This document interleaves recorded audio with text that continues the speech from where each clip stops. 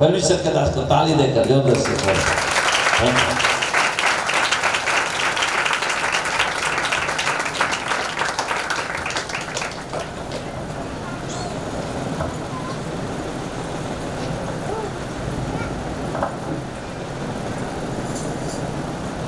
आदरणीय परमेश्वर के स्थानीय कलीसिया के दास प्रकाश आइन और इस चर्च के फाउंडर सर और जितने भी यहाँ प्रभु के दास लोग उपस्थित हैं, आप सबके प्रति मैं आदर व्यक्त करता हूँ और आप सबों को यीशु मसीह के नाम में जय मसीह की। Praise the Lord. प्रभु का धन्यवाद हो आज के सुंदर अवसर के लिए।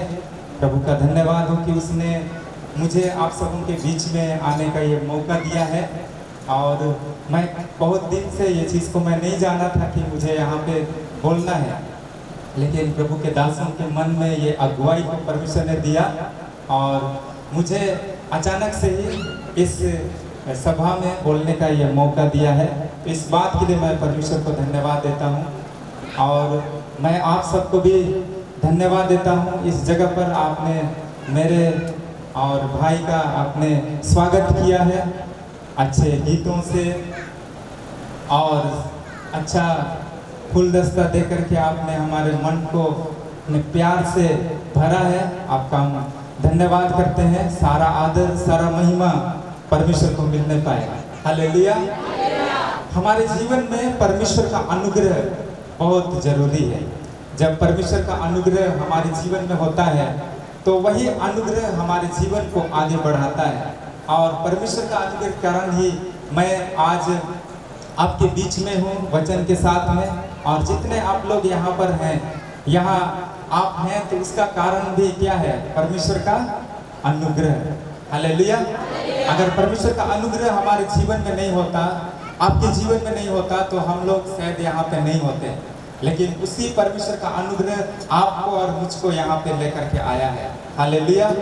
हमारा जीवन पाप में पड़ा हुआ था, हम अपनी रीति पर चलते थे, लेकिन प्रभु ने हमारे जीवन को उस पाप के गड्ढे से हमें निकाल करके अपनी उपस्थिति में लाया है। ये सब कुछ परमेश्वर का अनुग्रह ही है। हालेलुया। आइए हम सीधे परमेश्वर के वचन में से हम जाएंगे। रोमी उसका 5 अध्याय और उसका 20 और 21 पद को पढ़ेंगे।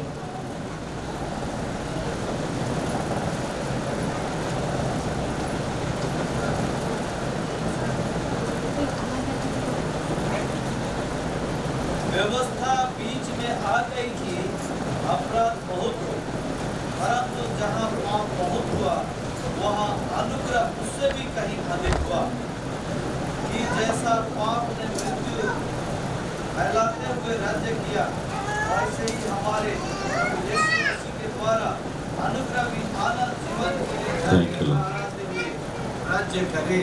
परमेश्वर का धन्यवाद हो। यहाँ लिखा है कि जब अपराध बहुत हुआ, जब पाप बहुत हुआ, तो उससे ज्यादा परमेश्वर का अनुग्रह हमारे जीवन में हुआ है। हालेलुया। जब पाप मनुष्य के जीवन में आया, जब आदम के अंदर पाप इंटर कर गया और वो पाप में गिर गया और उसके बाद मनुष्य परमेश्वर से अलग हो गए, परमेश्वर से बिल्कुल वो दूर हो गया, परमेश्वर के साथ उसका सहभागिता टूट गया। परमेश्वर के साथ सहभागिता टूटने का कारण पाप है और इस चीज को शैतान अच्छा से जानता है कि अगर कोई व्यक्ति पाप करेगा तो फिर वो परमेश्वर से दूर हो जाएगा और इसलिए वो चाहता है कि लोगों को पाप में गिराए, क्योंकि और कोई दूसरा कारण नहीं है जो आपको परमेश्वर से अलग कर सकता है। कोई दूसरा कारण है नहीं, सिर्फ पाप ही एकमात्र ऐसा चीज है जो मनुष्य को परमेश्वर से अलग करता है और इसलिए शैतान चाहता है कि लोगों को मैं मनुष्य से अलग, परमेश्वर से मैं अलग करूं और इसलिए उसका उद्देश्य है कि लोगों को किसी न किसी तरह से पाप में उलझ करके रखे, किसी तरह से उनको पाप करने के लिए मजबूर करें। अगर वो व्यक्ति पाप किया, कोई व्यक्ति पाप किया, तो फिर परमेश्वर का उपस्थिति, परमेश्वर का सहभागिता उनके जीवन से दूर हो जाएगा और यही शैतान का प्लान है। और वही प्लान को जब मनुष्य के जीवन में लेकर के आया, आदम के जीवन में लेकर के आया, तो आदम वो पाप में गिर गया, और जब पाप में गिरा तो परमेश्वर की सहभागिता को वो खो दिया, परमेश्वर से अलग हो गया। और तब मनुष्य के जीवन में तरह तरह की परेशानियां उनके जीवन में आई, और इसलिए आज हमारे जीवन में हो सकता है बहुत सारी परेशानियां होंगी। आज संसार में हम देखते हैं बहुत सारी परेशानियां हैं, लेकिन उन सारी परेशानियों का जो केंद्र है, सबसे जड़ जो चीज है वो क्या है? पाप है। सबसे जो जड़ का चीज है वो पाप है, और वही पाप सारी चीजों को वो उत्पन्न करता है। जितना भी गलत चीज है हमारे जीवन में, असफलताएं, जितना भी कठिनाइयां, बीमारियां, ये सारी चीजें पाप के कारण से ही आई हैं इस संसार में, मनुष्य के जीवन में। और जब मनुष्य पाप में गिर गया तो परमेश्वर ने मनुष्य के जीवन में अनुग्रह को किया है। हालेलुया।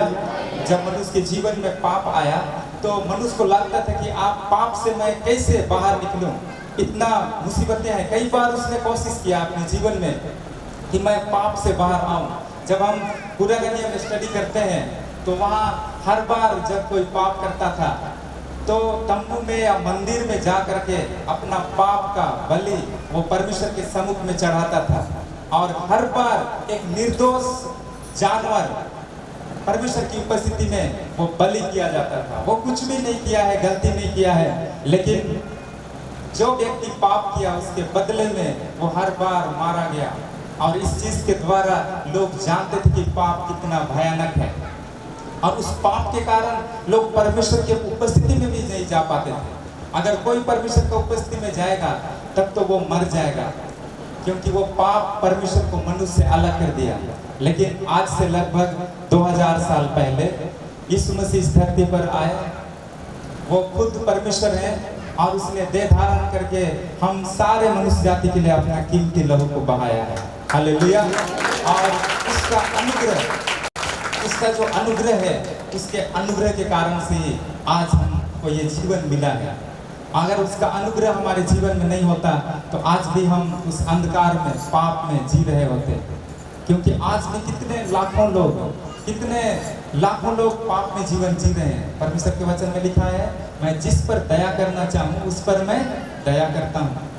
जब हम परमेश्वर के वचन को पढ़ते हैं तो यीशु मसीह ने अंतिम दिनों के विषय में कहा है कि जब यीशु मसीह बादलों पर आएंगे तो उस समय 2 जन खेत में होंगे, एक उठा लिया जाएगा, दूसरा छोड़ दिया जाएगा। 2 जन चक्की पीसती रहेंगे, एक उठा ली जाएगी, दूसरा छोड़ दी जाएगी। इस तरह से परमेश्वर के वचन में लिखा है। इसका मतलब है जब यीशु मसीह बादलों पर आएगा तो सब कोई स्वर्ग नहीं जाएंगे। सब कोई स्वर्ग जाएंगे? नहीं जाएंगे, कुछ लोग छोड़ दिए जाएंगे। लेकिन परमेश्वर का धन्यवाद हो कि हम जाने वालों में से हैं। हालेलुया। क्योंकि परमेश्वर का जो अनुग्रह है वो हमारे जीवन में हुआ है। आज भी बहुत सारे लोगों के अंदर जितना भी आप उनके लिए प्रार्थना करें, वचन सुनाएं, लेकिन उनका जीवन कई बार नहीं बदलता है। लेकिन परमेश्वर का धन्यवाद हो कि उसने मेरे ऊपर में, आपके ऊपर में परमेश्वर ने अनुग्रह किया है। हालेलुया। और ये अनुग्रह का मतलब क्या है? अनुग्रह का मतलब है जो चीज़ हम पाने के लायक नहीं है वो चीज़ परमेश्वर ने हमें दिया है। हालेलुया। जब हम लोग कहीं जाते हैं तो रेलवे स्टेशन के आसपास बहुत सारे भिखारी बैठे होते हैं, और वो हमारी ओर अपने हाथ को बढ़ाते हैं कि हम कुछ उनको दें, और तब हमारा दिल, हमारा मन तरस से भर जाता है और हम उनको कुछ 10-20 रुपए हम उनको थमा देते हैं। लेकिन क्या वो व्यक्ति अपनी कमाई का पैसा लेने के लिए वो हक रखता है? आपका जो कमाई है उसमें से लेने का उसका अधिकार है? नहीं है। लेकिन फिर भी हम उस पर अनुग्रह करके हम उनको देते हैं। हालेलुया। वैसे ही अनुग्रह का मतलब जो है, जो चीज़ हम पाने के लायक नहीं थे वो चीज़ परमेश्वर ने हमें दिया है। परमेश्वर हमारे अंदर में कोई अच्छा चीज़ को वो नहीं देखा कि हमारे अंदर में बहुत हम टैलेंटेड थे, या तो हम बहुत अच्छा पवित्र जीवन जी रहे थे, या तो हमारे अंदर में बहुत अच्छा चीज़ था, वो चीज़ देख करके नहीं, लेकिन हम तो उससे बहुत दूर थे। हम पाप में गिरे हुए थे, हम सड़ाहट में चले गए थे, हमने परमेश्वर के साथ धोखा किया था, लेकिन फिर भी वो परमेश्वर आपसे और मुझसे प्रेम किया है। हालेलुया। हालेलुया। कई बार जब हम लोग नए नियम को पढ़ते हैं तो हमें लगता है कि नया नियम में जो है कि अनुग्रह शब्द है, परमेश्वर का अनुग्रह हमारे जीवन में हुआ। और पुराना नियम में परमेश्वर का अनुग्रह तो है नहीं, क्योंकि पुराने नियम में हम देखते हैं कि परमेश्वर वहाँ न्यायी परमेश्वर है। जब कोई गलती करता है तो गलती के आधार पर वो उनको दंड देता है। इस तरह की बातें शायद हम सोचते होंगे, लेकिन जो परमेश्वर है वो पुराना नियम में भी उसने अपने अनुग्रह को लोगों के ऊपर उसने दिखाया है। हालेलुया। आपका और मेरा जो सृष्टि है वो सब कुछ परमेश्वर के अनुग्रह से हुआ है। परमेश्वर ने आपसे और मुझसे वो प्रेम किया, या तो आदम और हवा से उसने प्रेम किया, और उसका प्रेम का फल है हम मनुष्य जाति। हालेलुया। हम क्यों हैं? परमेश्वर का प्रेम के कारण। हम परमेश्वर के प्रेम का हम फल हैं आज भी, और पहले भी जब आदम और हवा जब बनाए गए तो वो भी परमेश्वर का प्रेम, परमेश्वर का दया, परमेश्वर का अनुग्रह के कारण से वो बनाए गए हैं। जब परमेश्वर ने ये सुंदर सृष्टि को बनाया, जब परमेश्वर ने आदम और हवा को बनाया, तो इसका आइडिया किसी ने क्या परमेश्वर को दिया था? नहीं। क्या आपने बोला, क्या आदम बोला था कि मुझको आप बना दीजिए? वो नहीं, कोई भी उनको ये आइडिया नहीं दिया था। या तो परमेश्वर मनुष्य के बिना क्या नहीं रह सकता है? क्या मजबूरी था उसको कि मनुष्य को वो बनाए? नहीं, वो बिना मनुष्य कभी वो रह सकता है। उसे किसी की जरूरत नहीं है। वो खुद में अस्तित्व में है, वो सर्वसामर्थी है, वो सब कुछ अपने आप में पूर्ण है, उसे किसी की जरूरत नहीं है। लेकिन परमेश्वर ने प्रेम किया, और उस प्रेम के कारण से उसने आदम को बनाया है। हालेलुया। आदम को उसने बनाया अपनी समांतर स्वरूप में, परमेश्वर के वचन में लिखा है। लेकिन आदम को बनाया गया तो कौन सा दिन बनाया गया? परमेश्वर ने कौन सा दिन आदम को बनाया? बोलिए। छठवां दिन। पहला दिन क्यों नहीं बनाया? कई बार हम लोग जब कुछ चीजें जो सबसे पहला में आता है उसको हम लोग सोचते हैं कि ये सबसे अच्छा चीज है, लेकिन जो लास्ट में आता है वो अच्छा चीज नहीं है। ऐसे कई बार हम सोचते हैं अपने व्यक्तिगत जीवन में, जब हम लोग जीते हैं तो कई सारी चीजें ऐसी होती हैं। लेकिन जब परमेश्वर ने मनुष्य को छठवां दिन जो बनाया है, ये भी परमेश्वर का अनुग्रह है, क्योंकि वो सबसे अच्छा चीज था। हालेलुया। पूरा सृष्टि में सबसे बेस्ट जो है वो मनुष्य है, आदम है, और इसलिए उसने लास्ट में बनाया। अगर वो पहला दिन मनुष्य को बनाता तो वो सरवाइव नहीं कर पाता। बहुत सारी चीजें उसको जरूरत पड़ती, और उसे परमेश्वर से मांगना पड़ता कि मुझको ऑक्सीजन नहीं मिल रहा है, मुझको पानी नहीं मिल रहा है, मुझको खाने के लिए कुछ चीज नहीं मिल रहा है। इस तरह से वो परमेश्वर को पुकारने लगता, चिल्लाने लगता। लेकिन परमेश्वर ने पहले से ही सारा चीज को उसने व्यवस्थित कर दिया है। हालेलुया। हालेलुया। जब हम लोग जब किसी का शादी होता है तो उस शादी के लिए हम लोग बहुत दिन से हम लोग तैयारी करते रहते हैं। उनके लिए हम लोग पैसा इकट्ठा करते हैं, उसके लिए कई सारी चीज़ें हम लोग व्यवस्था करते हैं एक दिन के लिए, कि वो दिन आने वाला है जिसमें जो एक व्यक्ति है, विशेष व्यक्ति है, उनका शादी होने वाला है, और उसके लिए हम कई दिन से हम तैयारी करते हैं। तो वैसे ही परमेश्वर ने हमारे लिए हर दिन, शुरू दिन, पहला दिन, दूसरा दिन, तीसरा दिन, जितना भी चीज उसने बनाया है हम मनुष्य जाति के लिए बनाया है। हालेलुया। ताकि जब आपको बनाया, जब परमेश्वर ने आदम को बनाया, उस समय उसको किसी भी चीज की आवश्यकता वो महसूस ना करे कि मेरे जीवन में ये चीज कमी रह गया। परमेश्वर ने सब कुछ पहले से व्यवस्था कर दिया है। हालेलुया। उसको पानी चाहिए तो वो पानी मिल जाता था, क्योंकि लिखा है आदम की वाटिका में जो एक महानदी निकली वो 4 धाराओं में बढ़ जाती है। कितना धाराओं में? 4 धाराओं में। और वहाँ उसको पानी पी सकता है, वहाँ नहा सकता है, और वहाँ इंजॉय कर सकता है। वहाँ तरह तरह के जो फल हैं वो वहाँ पे लगाए गए ताकि उनके द्वारा से वो अपने जीवन में वो तृप्त हो सके। जब हम उत्पत्ति पढ़ते हैं तो हमको मिलता है कि वहाँ तरह तरह का जो फल है वो वहाँ लगाया गया था। भांति भांति के जो फल हैं, अच्छे अच्छे खाने वाले फल वहाँ लगाए गए थे, और मनुष्य उसको खा करके तृप्त होता था। हालेलुया। जब उत्पत्ति को मैं स्टडी करता हूँ तो एक चीज़ हमको वहाँ पता चलता है कि सबसे जो आशीषित चीज है वो है खाना। मनुष्य के लिए कौन सा चीज आशीषित चीज था? खाना, उसके लिए भोजन। आज हमारे जीवन के लिए भी सबसे आशीषित चीज है हमारा भोजन, हमारा खाना। आज हम सब लोग को परमेश्वर ने दिया है, और इतना दिया है कि हम प्रतिदिन हम खा पाते हैं कि नहीं? तो परमेश्वर के लिए हमें थैंक्स बोलना है कि हे परमेश्वर, आप मुझको भूखा रहने नहीं देते हैं, लेकिन हमारे लिए आप सब कुछ व्यवस्था किए हैं। सबसे अच्छा चीज, सबसे बड़ा आशीष जो है मनुष्य के लिए वह है उसके लिए खाना। उसने उस पृथ्वी जो आदम की वाटिका है वहाँ पर उसने उसके लिए व्यवस्था किया। Hallelujah, hallelujah. जब हम लोग कलीसिया में आते हैं तो कलीसिया में भी सबसे बड़ा आशीष जो परमेश्वर ने हमारे लिए दिया है वो ये खाना है। हालेलुया। ये खाना, ये वचन जो एक भोजन है, हालेलुया, ये सबसे बड़ा आशीष का कारण है। इससे जब हम कलीसिया में आते हैं तो यहाँ का म्यूजिक सिस्टम ये बड़ा आशीष का कारण नहीं है। सबसे बड़ा जो ये भवन ये आशीष का कारण नहीं है। इसी तरह से बहुत सारी चीजें यहाँ शायद हम देख पाते हैं, वो सारी चीजें बड़ा आशीष का कारण नहीं है, वो भी आशीष में आता है, लेकिन सबसे बड़ा आशीष परमेश्वर का वचन है। हालेलुया। जहाँ आपको परमेश्वर का वचन सही रीति से मिलता है, जहाँ आपको परमेश्वर का वचन सही रीति से आपको परोसा जाता है, तब आपके आत्मिक जीवन सही रीति से आगे बढ़ने लगता है, और वही कलीसिया आशीष का कारण है। Hallelujah, hallelujah. अगर वचन सही से ना मिले तो फिर जो विश्वासी हैं, जितने हम सब हैं, हमारा जीवन सही रीति से ग्रोथ नहीं हो पाएगा, और वही वचन ही है जो हमारे जीवन को आशीषों से भरता है। हालेलुया। और इसलिए हमारे जीवन में अगर कोई कमी है, अगर हम कुछ चीज़ अपने जीवन में हम सोचते हैं कि कई बार मैं खुद में सोचता हूँ कि परमेश्वर से अगर मैं प्रार्थना करता, वो मुझको 1 केजी सोना दे देता, तब तो मैं बहुत बड़ा आदमी बन जाता। क्योंकि परमेश्वर के वचन में लिखा है कि स्वर्ग में सोने की सड़क है।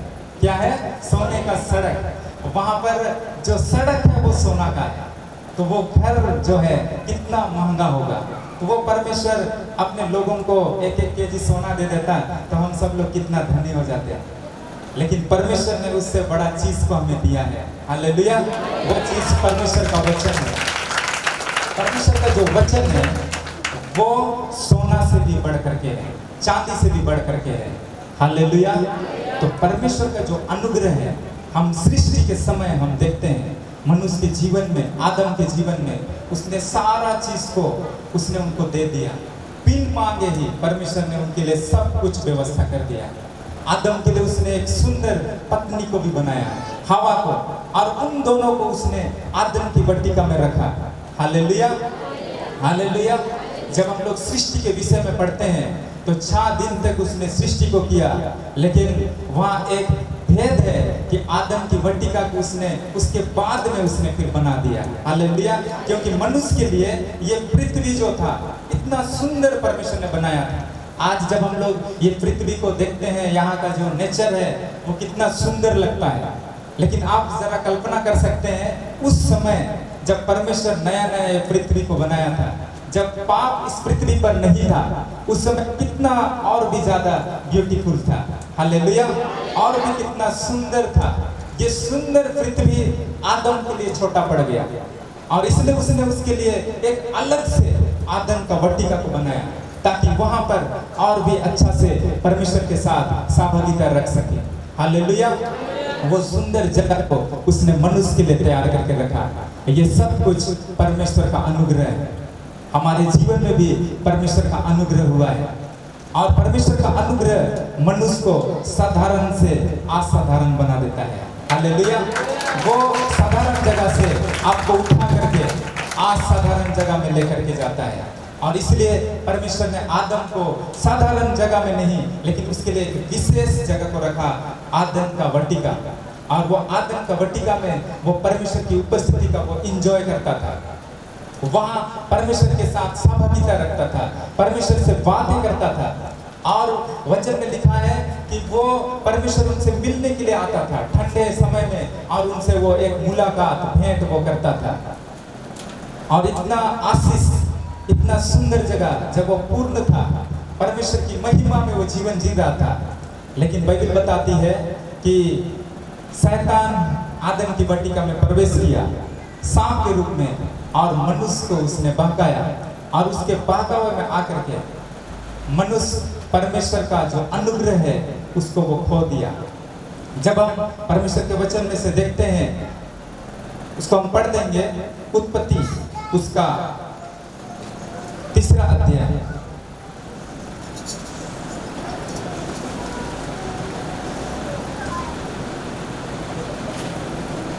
और उसका 1 से लेकर के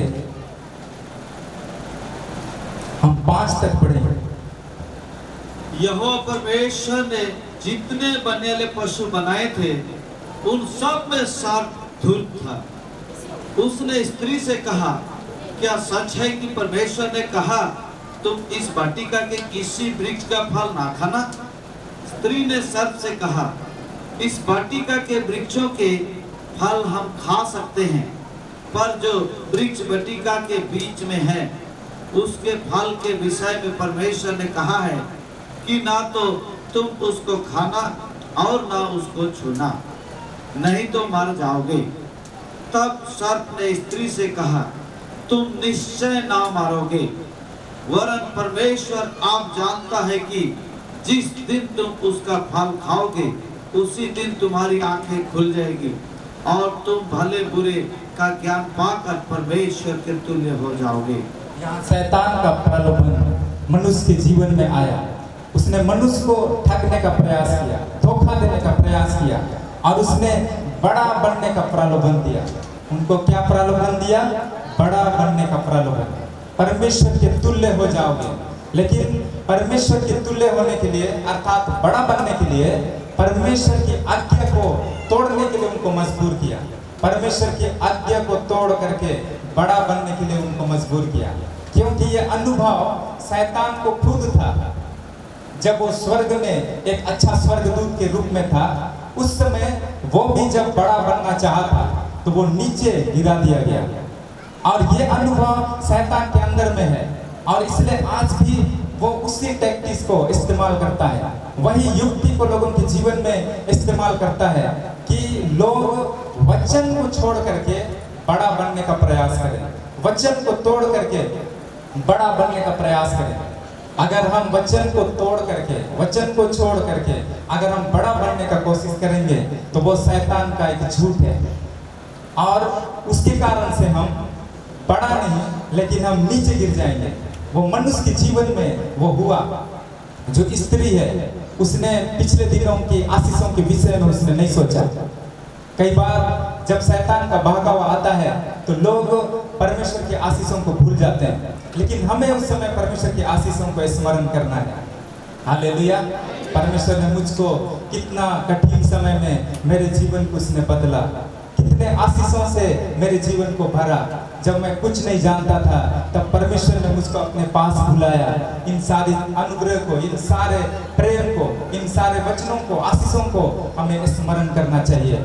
हालेलुया। हवा जो थी उसने अपने जीवन में जितने आशीषों को परमेश्वर ने दिया था, जो बिन मांगे परमेश्वर ने दिया था, उन सारे आशीषों को वो स्मरण नहीं की। और जब शैतान उनको बोलने लगा परमेश्वर के विरुद्ध में, और तब उनकी बातों पर उसने विश्वास किया, और बाइबल में लिखा है वो दोनों पाप में गिर गए और उन्होंने परमेश्वर की महिमा को छोड़ दिया।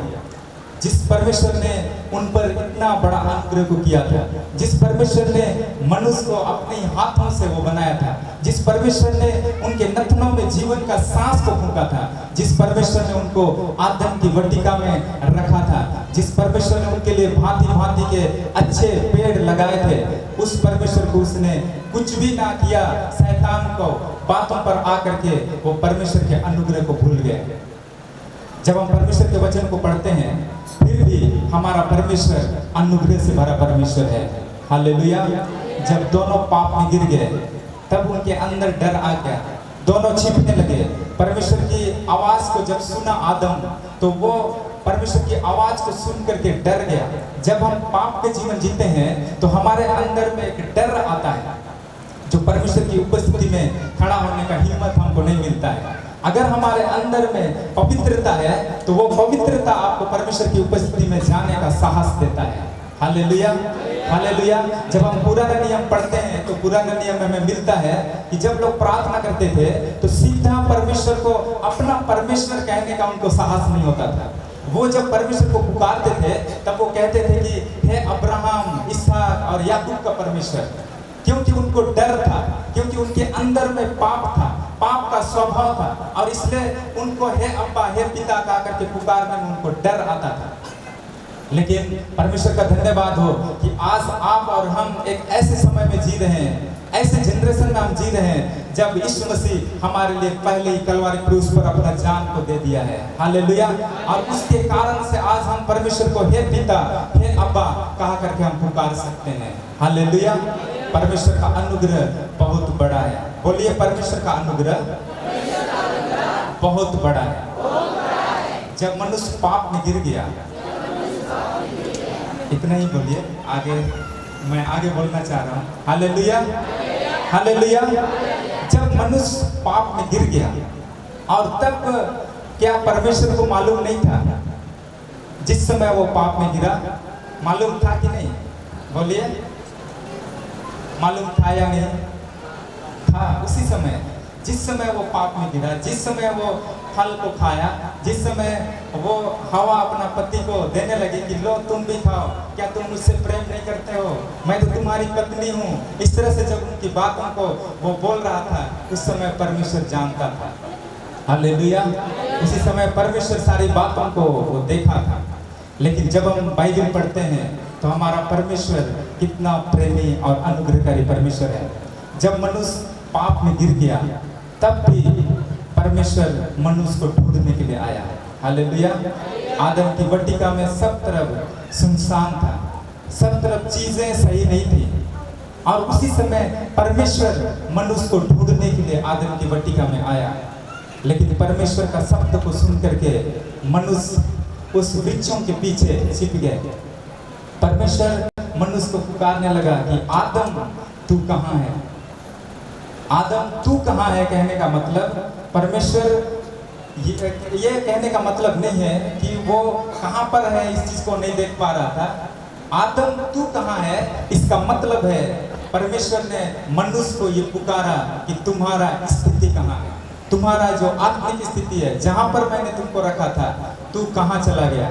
इस तरह से उसने उनको पुकारा और मनुष्य के साथ वो बात करना चाहा।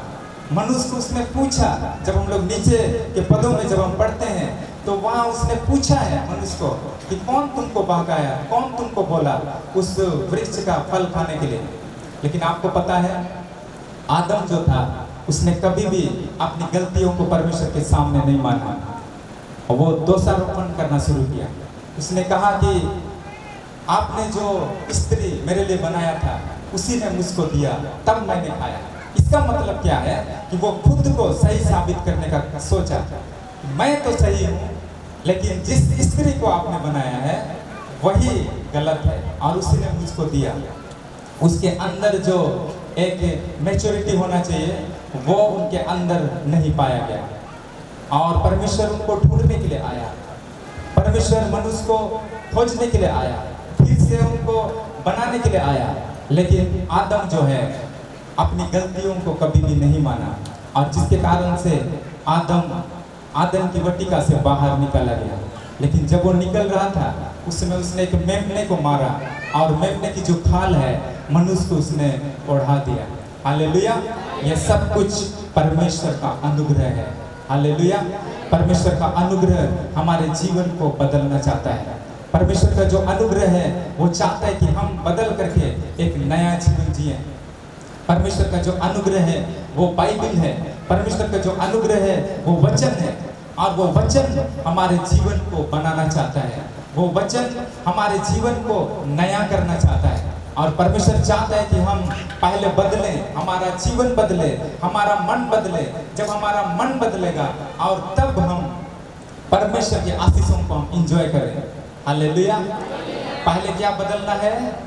अपना मन बदलना है, और इसलिए परमेश्वर ने बाइबल को दिया है कि हम अपने मन को परिवर्तन करें। अपने मन को परिवर्तन करने के बाद परमेश्वर की जो आशीषें हैं उनको अपने जीवन में हम लें। हालेलुया। और कलीसिया भी वही जगह है जहाँ पर हम अपने मन को पहले बदलते हैं, जहाँ अपने जीवन को हम पहले बदलते हैं, और उसके बाद परमेश्वर हमारे विषय में, हमारे बारे में जो आशीषों को रखा है, उन आशीषों को हम अपने जीवन में हम अनुभव कर सकें। हालेलुया। पहले अपने मन को बदलना है। अगर हम अपने मन को नहीं बदलेंगे और परमेश्वर की आशीषों को लेने का प्रयास करेंगे, आशीष तो हमें मिल जाएगा, लेकिन हम परमेश्वर को आदर नहीं दे पाएंगे, परमेश्वर को महिमा नहीं दे पाएंगे। और इसलिए परमेश्वर का योजना क्या है कि व्यक्ति पहले अपने मन को परिवर्तन करे और तब परमेश्वर अपनी आशीषों से हमारे जीवन को भरेगा, और तब इसके द्वारा से परमेश्वर को महिमा मिल पाएगी। Hallelujah, hallelujah. और जो परमेश्वर का परमेश्वर का जो अनुग्रह है वो हमारे जीवन में जरूरी है कि हम लगातार परमेश्वर के अनुग्रह में हम बढ़ते रहें, परमेश्वर के अनुग्रह में हम लगातार बने रहें। ये परमेश्वर की योजना है। जैसे हमने रोमियो 5 और उसका 20 और 21 में जो हमने पढ़ा था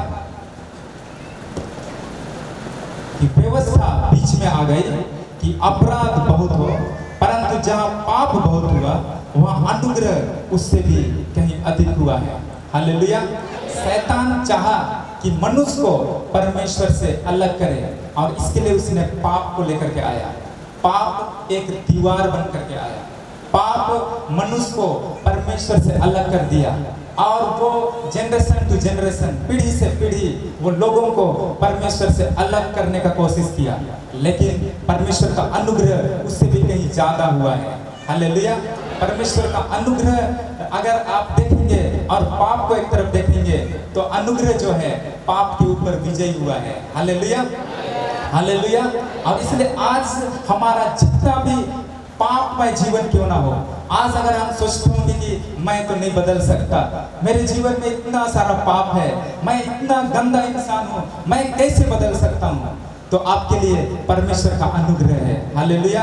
परमेश्वर का अनुग्रह किसी भी व्यक्ति को बदल सकता है, चाहे कितना भी गंदा व्यक्ति क्यों ना हो, चाहे कितना भी गंदा सड़ाहट में चला गया व्यक्ति क्यों ना हो, लेकिन उसको परमेश्वर का अनुग्रह बदल सकता है। और इसलिए यहाँ पे लिखा है पाप बढ़ गया, बहुत हुआ, अपराध बहुत हुआ, लेकिन उन सारे अपराध से भी ज्यादा, पाप से भी ज्यादा परमेश्वर का अनुग्रह हमारे जीवन के लिए हुआ है। हालेलुया। जब पाप आया वो बर्बादी को लेकर के आया, जब पाप आया बीमारी को लेकर के आया, जब पाप आया परिवार को तोड़ दिया, जब पाप आया इस संसार का जो सिस्टम है, राज्य करने का जो व्यवस्था है, उसमें भ्रष्टाचार को लेकर के आया और सब तरफ तहस नहस को फैलाया। लेकिन परमेश्वर का अनुग्रह जब आया तो वो परमेश्वर का अनुग्रह हमारे जीवन को फिर से बनाया है। हालेलुया। परमेश्वर का अनुग्रह हमारे जीवन को बनाता है, आपके जीवन को भी वो बनाएगा। अगर आपके जीवन में ऐसा लगता है कि मेरे जीवन में बहुत सारा ऐसा भाग है जिसमें मैं असफल हूँ, तो परमेश्वर का अनुग्रह आपके जीवन को बदलेगा। हालेलुया। अगर आप अपने जीवन को परमेश्वर के हाथ में सौंपेंगे तो वो परमेश्वर आपके जीवन में एक बदलाव को लेकर के आएगा, और वो बदलाव परमेश्वर का अनुग्रह के द्वारा से होगा। आपके परिवार में बदलाव आएगा, आपके जीवन में, आपके कार्य क्षेत्र में परमेश्वर बदलाव को लेकर के आएगा। हालेलुया।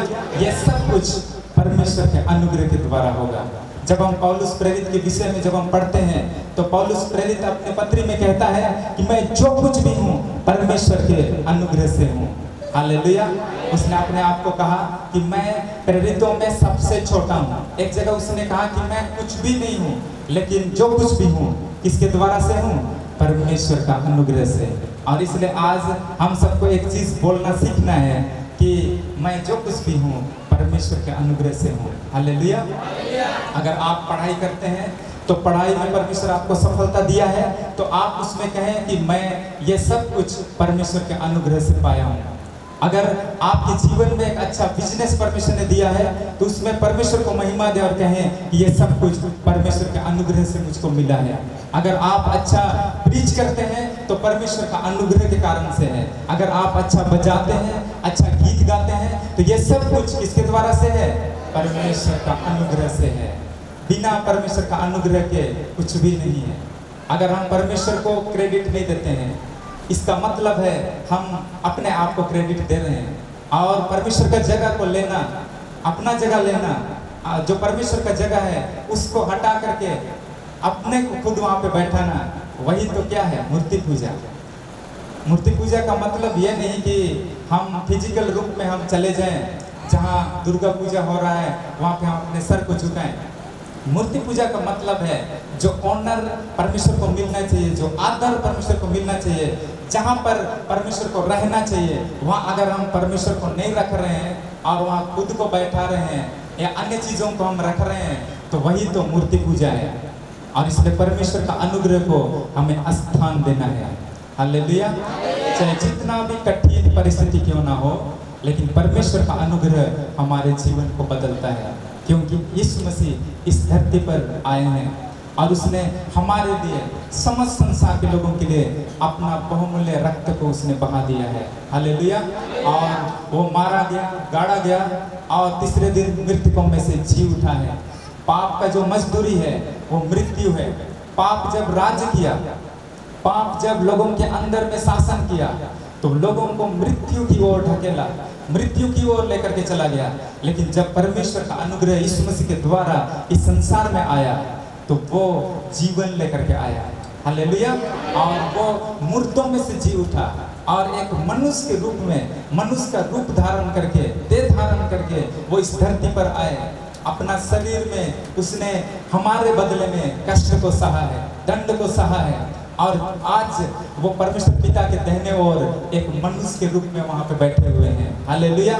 और हम सारे मनुष्य जाति का वो एक प्रतिनिधि कर रहे हैं। हम सब उसके अनुसार चलने वाले हैं, उनके पदचिन्हों पर हम चलने वाले हैं। वो हमारा हीरो है, वो हमारा अगुआ है, वो हमारा बड़ा पास्टर है। हालेलुया। उनके पीछे हम चल रहे हैं और वही चीज हमें बनने के लिए कोशिश करना है। किसके समान बनने के लिए? यीशु मसीह के समान बनने के लिए। इस धरती में हमारे लिए परमेश्वर ने एक ही चीज बनने के लिए दिया है, और वो है यीशु मसीह के जैसे बनने के लिए। हालेलुया। हमें कई बार क्या होता है कि बहुत सारे लोग सोचते हैं कि मैं एक बड़ा भविष्यवक्ता बन जाऊंगा। बहुत बार कई लोग सोचते हैं कि एक बड़ा मैं प्रेरित बन जाऊंगा। लेकिन हमें सबसे पहले किसके समानता में बनने का कोशिश करना है? यीशु मसीह। जैसे यीशु मसीह का व्यवहार था, जैसे यीशु मसीह ने हमें शिक्षाएं दी है, उस आधार से हमें बनने के लिए कोशिश करना है। जब आप यीशु मसीह के जैसे बनने के लिए कोशिश करेंगे, तो यीशु मसीह आपको बनाएगा। हालेलुया। आपको क्या बनाना है वो जानता है, वो आपको बनाएगा। तो हम सीख रहे हैं यहाँ परमेश्वर का अनुग्रह के विषय में। हालेलुया। मैं एक व्यक्ति के विषय में बाइबल से मैं आपको बताना चाह रहा हूँ, जिसके जीवन में परमेश्वर का अनुग्रह हुआ। बहुत सारे लोगों के जीवन में परमेश्वर का अनुग्रह हुआ है, लेकिन उसमें से एक व्यक्ति को आज हम लोग देखेंगे जो बहुत कठिन व्यक्ति था, जिसके विषय में सोचा नहीं जा सकता कि उसका जीवन बदलेगा। वो अपने जीवन में पाप और बुराई में, या तो वो अपने जिंदगी में वो अपना आधार से वो जीने वाला व्यक्ति था, लेकिन परमेश्वर ने उनको अद्भुत रीति से वो चेंज किया है। हालेलुया। हम लोग पढ़ेंगे उत्पत्ति उसका 32 अध्याय और उसका 22 से 32।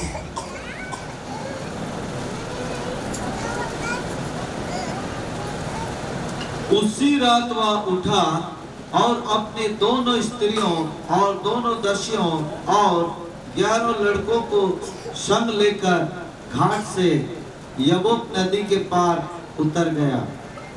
उसने उन्हें उस नदी के पार उतार दिया, वरन अपना सब कुछ पार उतार दिया, और याकूब आप अकेला रह गया। तब कोई पुरुष आकर पांव फटने तक उससे मलयुद्ध करता रहा।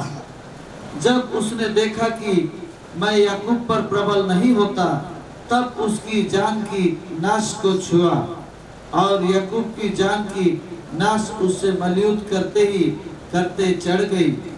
तब उसने कहा, मुझे जाने दे, क्योंकि भोर होने वाला है। याकूब ने कहा, जब तक तू मुझे आशीर्वाद ना दे तब तक मैं तुझे जाने ना दूंगा। और उसने याकूब से पूछा, तेरा नाम क्या है? उसने कहा, याकूब।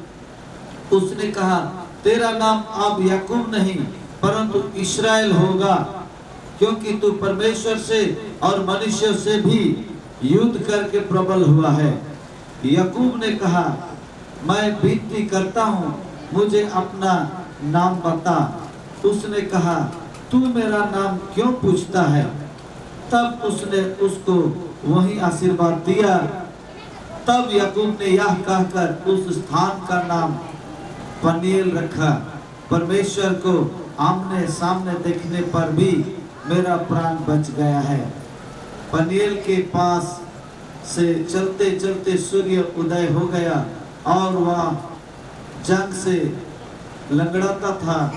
इस्राएली जो पशुओं की जंग की जोड़ वाले जंगनास को आज के दिन तक नहीं खाते। इसका कारण यही है कि उस पुरुष ने याकूब की जंग के जोड़ में जंगनास को छुआ था। परमेश्वर का धन्यवाद हो इस सुंदर वचन के लिए। आइए हम इसी वचन को हम थोड़ा देर हम देखेंगे कि परमेश्वर का अनुग्रह किस रीति से याकूब के जीवन में हुआ है। Hallelujah, hallelujah. यहाँ लिखा है, उसी रात वह उठा और अपनी दोनों स्त्रियों और दोनों दासियों और 11 लड़कों को संग लेकर घाट से यब्बोक नदी के पार उतर गया। एक रात है और उस रात को याकूब की जिंदगी के लिए एक बड़ा दिन था, क्योंकि परमेश्वर उस रात को याकूब के जीवन को बदल दिया। हालेलुया। उनकी जिंदगी में परमेश्वर की ओर से एक अनुग्रह था और उस अनुग्रह के कारण याकूब जो है बदल गया। और ये रात याकूब की जिंदगी के लिए एक बड़ी रात थी।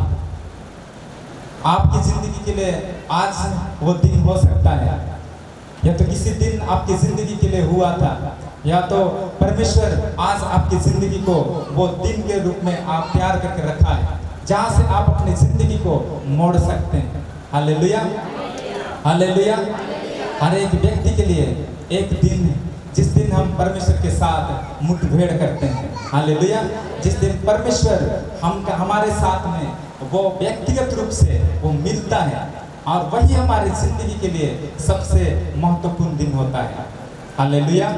जब हम इस इनकाउंटर के विषय में, इस मुठभेड़ के विषय में जब हम पढ़ते हैं तो लिखा है कि उस रात को क्या हुआ कि जो याकूब है वो अपना मामा घर से वापस वो लौट रहा था अपने घर की ओर।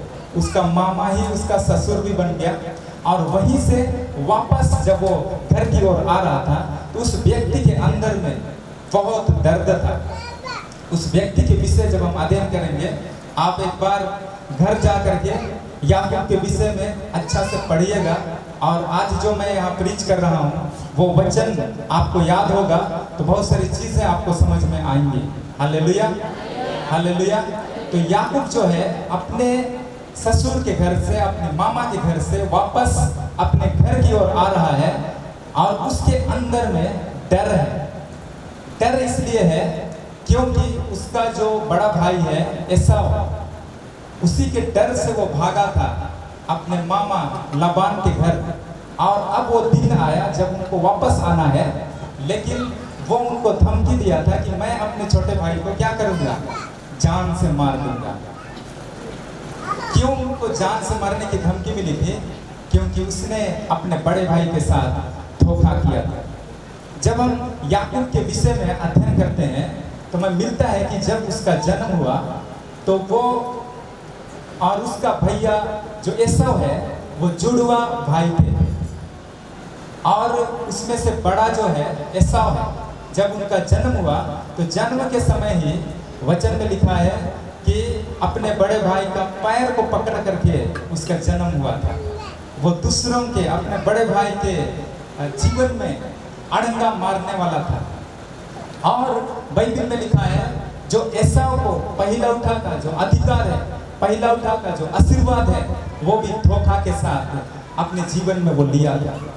जब हम उसकी माँ के विषय में हम अध्ययन करते हैं तो उसकी माँ भी झूठ धोखा करने वाली, जिसने याकूब को वैसे सिखाया कि जब उसका पिता जो इसहाक है वो मरने पर था, उस समय उसने अपने जीवन में यह प्लानिंग को रखा कि मुझे अपने बड़े बेटे एसाव को आशीर्वाद देना है। और तब एसाव से कहा कि तुम जंगल में जाओ और एक अच्छा शिकार लेकर के आओ और मेरे लिए अच्छा से उसको बनाना, ताकि मैं आज तुमको जी भर मैं आशीर्वाद देने पाऊं। तब उसकी बातों को सुन करके वो जंगल में चला गया, लेकिन उससे पहले ही याकूब जो है अपने बड़े भाई एसाव का आशीर्वाद को वो ले लिया था। धोखा करके वो अपने जीवन में धोखा किया, अपने बड़े भाई के साथ उसने धोखा किया।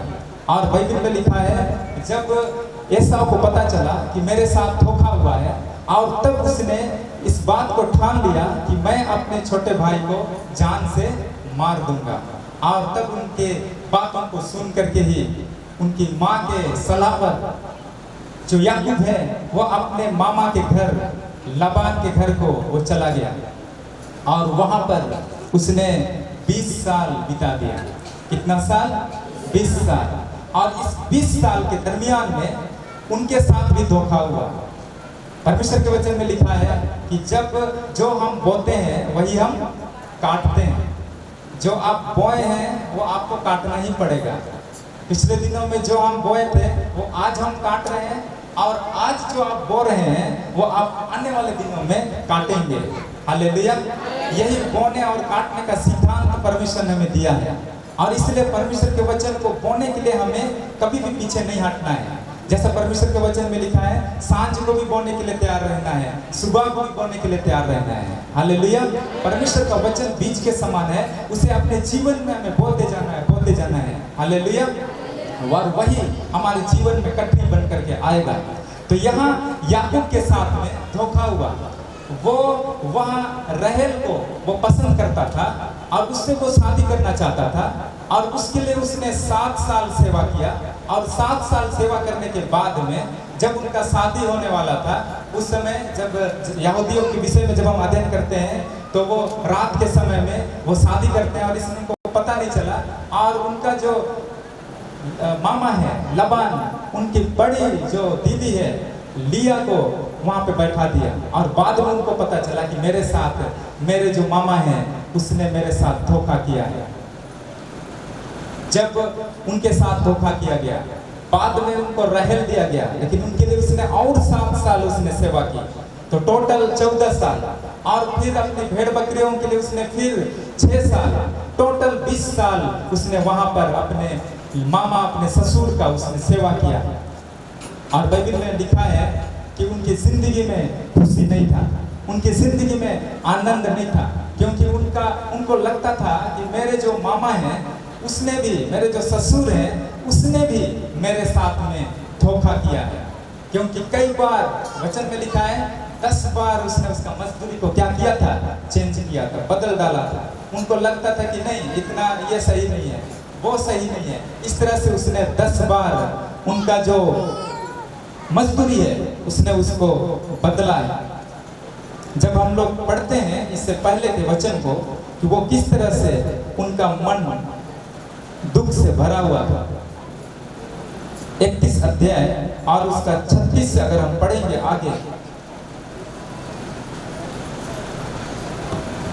तब याकूब क्रोधित होकर लबान से झगड़ने लगा और कहा, मेरा क्या अपराध है, मेरा क्या पाप है कि तूने इतना क्रोधित होकर मेरा पीछा किया है? तूने जो मेरी सारी सामग्री को टटोल कर देखा तो तुझको अपने घर की सारी सामग्री में से क्या मिला? कुछ मिला हो तो उसको यहाँ अपने और मेरे भाइयों के सामने रख दे, और वे हम दोनों के बीच न्याय करें। इन 20 वर्षों तक मैं तेरे पास रहा, इनमें ना तो मेरी भेड़ बकरियां के गर्भ गिरे, और न तेरे मेढ़ों का मांस मैंने कभी खाया। जिसे बन्हेले जंतुओं ने फाड़ डाला, उसको मैं तेरे पास ना लाता था। उसकी हानि मैं ही उठाता था, चाहे दिन को चोरी जाता, चाहे रात को तू मुझी से उसको ले लेता था। मेरी तो यह दशा था कि दिन को तो घास, दिन को धाम और रात को पला मुझे खा गया, और नींद मेरी आंखों से भाग जाती थी।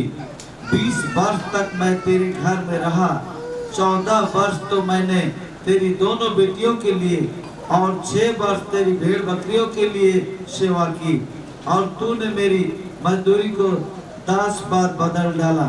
यहाँ हम याकूब के दर्द को हम देख सकते हैं। उनके जीवन में खुशी नहीं है, क्योंकि उनको लगता है कि उनके जीवन में धोखा हुआ है। उनको लगता है कि उनके साथ कोई धोखा किया है, और उनको जैसा उनके जीवन के साथ बर्ताव करना चाहिए वैसे लोगों ने उनके साथ बर्ताव नहीं किया है। और उस रात को जब वो वापस ऐसी दशा में वापस अपने घर की ओर लौट रहा है, और उसे एसाव के साथ मिलना है, लेकिन एसाव के विषय में हम पढ़ते हैं कि वो अपना छोटा भाई को मारना चाहता था। और तब याकूब क्या किया, उसने 2 ग्रुप में लोगों को बांटा, अपने दूतों को उसने आगे भेजा ताकि एसाव से लोग मिलें। और तब उनको पता चला कि एसाव जो है वो भी आ रहा है 400 लोगों को लेकर के। कितने लोगों को लेकर के आ रहा है उनकी ओर? 400 लोगों को। और ये सोच करके उनके अंदर और भी डर समा गया कि अब मेरा क्या होगा, मैं क्या करूं। उनकी जिंदगी में बहुत दुर्दशा हुआ। बाइबल में लिखा है कि उनके जो हैं, उनके जितने बेटे हैं, उनके बेटों को लेकर के रात के समय में सबको यब्बोक नदी के उस पार वो उतार दिया। ये व्यक्ति बहुत परेशानी में है। जब हम 32 का शुरू से अगर हम पढ़ते हैं तो परमेश्वर की उपस्थिति में जाने का वो प्रयत्न कर रहा है, परमेश्वर से प्रार्थना करना स्टार्ट किया है। कई बार हम भी अपने जीवन में जब हम परेशान हो जाते हैं, जब हमारे जीवन में लगता है कि अब मैं क्या करूं, वैसी स्थिति में हम अपनी आंखें पर्वतों को उठाते हैं। इसी तरह से यहाँ पर याकूब के जीवन में भी जब परेशानियां हैं, उनको अपने जीवन में हार का महसूस हो रहा है, ऐसी स्थिति में वो परमेश्वर से प्रार्थना करना स्टार्ट किया है। और यब्बोक नदी के उस पार सारे लोगों को वो उतार दिया। और बाइबल में लिखा है कि उस रात को वो अकेला रह गया। उस रात को वो कैसा रह गया? अकेला। अकेला क्या करने के लिए रुका होगा? प्रार्थना करने के लिए। हालेलुया। वो परमेश्वर से प्रार्थना करने के लिए, परमेश्वर से सहायता मांगने के लिए कि परमेश्वर मेरे जीवन से बात करेगा, मुझको सांत्वना देगा, मुझको आशीष देगा। और ये सोच करके वो उस रात को अकेला रह गया। हालेलुया। अगर हम परमेश्वर के साथ बात करना चाहते हैं, अगर हम अपने जीवन में आप आशीषों को हम लेना चाहते हैं, तो हमें पर्सनली रूप से, व्यक्तिगत रूप से परमेश्वर के साथ मिलना होगा। हालेलुया। जब तक हम परमेश्वर को अपना व्यक्तिगत परमेश्वर के रूप में नहीं पहचानेंगे, तब तक हमारे जीवन में आशीषें नहीं आ सकती हैं। हालेलुया। परमेश्वर का अनुग्रह को अपने जीवन में हम अनुभव नहीं कर पाएंगे। हमारा परमेश्वर पूरा कांग्रेगेशन का, पूरा भीड़ का परमेश्वर नहीं है, वो परमेश्वर व्यक्तिगत रूप से है। और इसलिए यूहन्ना 3:16 में लिखा है, परमेश्वर ने जगत से ऐसा प्रेम रखा कि उसने अपना एकलौता पुत्र दे दिया ताकि जो कोई उस पर विश्वास करे। हालेलुया। क्या लिखा है? जो कोई उस पर विश्वास करे। कोई भी, मतलब हर एक व्यक्ति, अगर हम कोई भी अपना जैसे भी हम स्थिति में हैं, कोई भी कुल, भाषा, जाति का कोई भी प्रभु के पास आता है पर्सनली रूप से, तो वो परमेश्वर उनसे पर्सनली रूप में वो उसका ईश्वर, उसका परमेश्वर बनने के लिए वो तैयार है। हालेलुया। जब हम अकेला रहते हैं तब परमेश्वर हमारे जीवन से वो बात करता है, और इसलिए हमें अकेले में होने की जरूरत है। अपनी ही आंखों से सच्चाई को देखने की आवश्यकता है। कई बार लोग क्या करते हैं, दूसरों की आंखों से सच्चाई को देखने का प्रयास करते हैं। दूसरों को देख करके मेरी माँ चर्च जाती है इसलिए मैं भी चर्च जाऊंगी, मेरे जो पिता हैं वो चर्च जाते हैं इसलिए मैं भी जाऊंगा। ऐसा नहीं, लेकिन हमें खुद से सच्चाई को पहचानना है। हालेलुया। परमेश्वर के साथ खुद से पर्सनल रूप में हमें उसको जानना है। हालेलुया।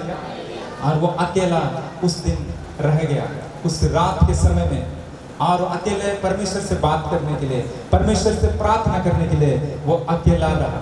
क्योंकि जब हम अकेला परमेश्वर को ढूंढते हैं और उस समय हम सही रीति से परमेश्वर हम ढूंढ सकते हैं। हालेलुया।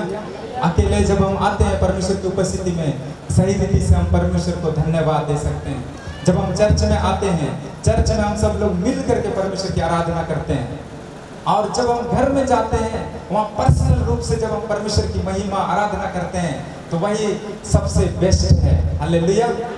जब हम यहाँ से चले जाते हैं सोमवार, मंगलवार, बुधवार, इसी तरह से बीफे, शुक्रवार, शनिवार, हम प्रतिदिन पर्सनल रूप में उस परमेश्वर को जब हम जानते हैं, तब हम संडे का दिन परमेश्वर की उपस्थिति में हम आएंगे, तब हमारा जो आराधना, हमारा स्तुति जो है वो ज़्यादा गहरा होगा। हालेलुया। और अगर पूरे सप्ताह भर हमने परमेश्वर को ढूंढा ही नहीं, पूरे सप्ताह भर हम परमेश्वर के पास गए ही नहीं, और हम संडे को आ गए, तब तो फिर हम जब यहाँ स्टेज से इधर जो लीडरशिप करने वाले भाई लोग हैं वो चिल्लाएंगे, तभी जा करके हमारे मुख से आराधना का शब्द निकलेगा।